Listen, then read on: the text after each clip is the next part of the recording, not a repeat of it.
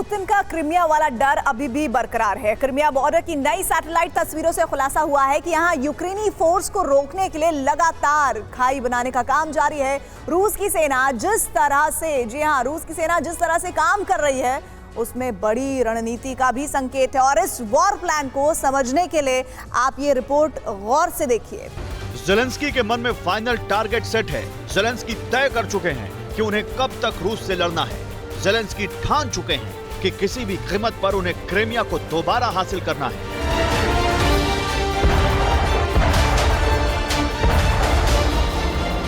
Plan तैयार हो रहा है, विदेशों से हथियारों का आना जारी है।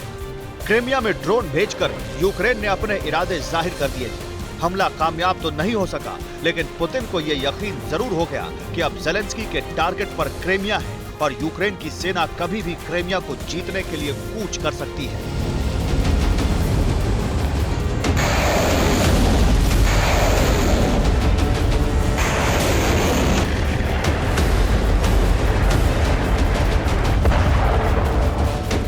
यूक्रेन की फौज अभी क्रीमिया से बहुत पीछे है।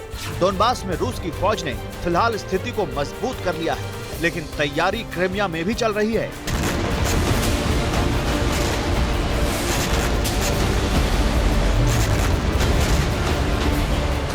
सैटेलाइट इमेज में सड़कों के किनारे गड्ढे नजर आ रहे हैं। रिपोर्ट्स के मुताबिक यूक्रेन के सैनिकों को क्रीमिया की तरफ बढ़ने से रोकने के लिए ये तैयारी की गई है।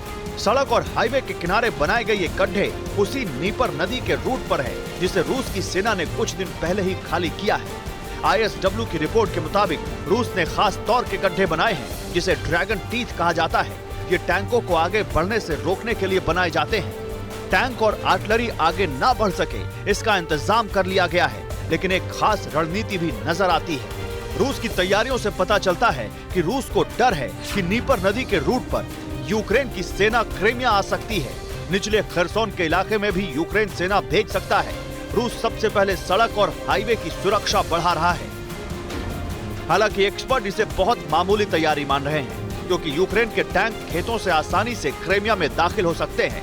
माना जा रहा है कि यूक्रेन की सेना अगर दक्षिण खेरसोन के पूर्वी और पश्चिमी किनारों से आगे बढ़ती है तो रूस के लिए बड़ी चुनौती होगी। यूक्रेन रूस के कम्युनिकेशन सिस्टम पर भी हमला कर सकता है।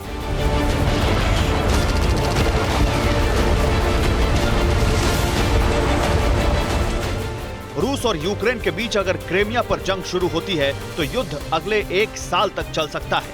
क्रीमिया में करीब 5 लाख रशियन रहते हैं। अगर यूक्रेन दोबारा क्रीमिया पर कब्जा करता है तो 5 लाख लोगों को क्रीमिया छोड़कर जाना पड़ेगा।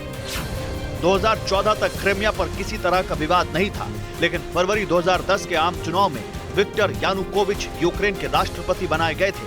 विक्टर यानुकोविच रूस के समर्थक थे, लेकिन यूक्रेन में 2014 में विरोध प्रदर्शन हुए और यानुकोविच को देश छोड़कर जाना पड़ा और विपक्ष सत्ता में आ गया।